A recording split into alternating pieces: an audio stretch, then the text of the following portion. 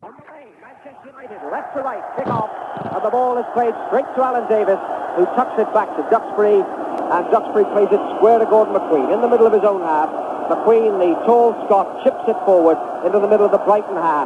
Squelching puddles as Stapleton leaps and falls, and the ball is played back to Graham Mosley, and the first touch for the Brighton goalkeeper, who rolls it to his left back, Graham Pearce. Must be a very nervous moment for him, like so many in the Brighton team who have known nothing of this before. Only Jimmy Case and Tony Grealish have played in this stadium before.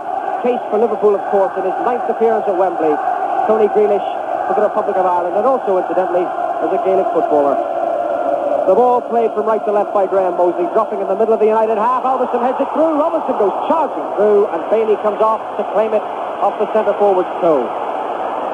Bailey asking for the free kick because Robinson, he alleges, went in with his studs showing. The referee not interested. And so United have to resume by playing the ball short out of defence. It's now with Kevin Moran in the middle of his own half. Short ball forward to Ray Wilkins. Wilkins up to the edge of the centre circle.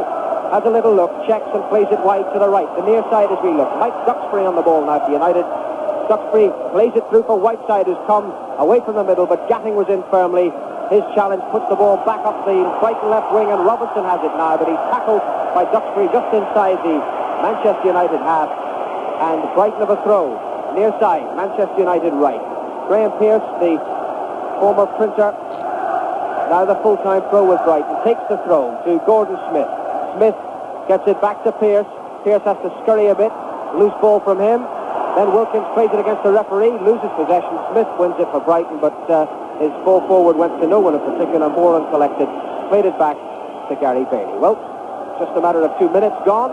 Arnold Muren moving up the far side for Manchester United, plays it to Ulverston, back in again to Muren, rounds the challenge of Tony Grealish. The elegant Dutchman sweeps the ball out to the right, looking for Davis, but Howlett's in there with a header to play it wide. Davis can't control it, falls out, and Brighton have the throw. First thoughts from Frank McClifford. Well, the pitch, first of all, George is playing quite well. There's a few heavy patches just to our right-hand side here, and obviously the first chance is fallen to Brighton from that flat header from Arthur Alderson.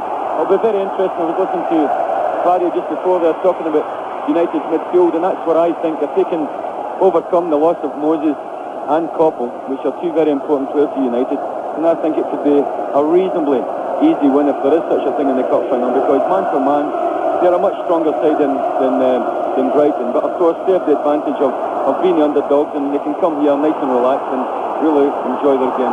The United now in possession in the middle of the Brighton half. Stapleton sweeps it to the near side to Davis.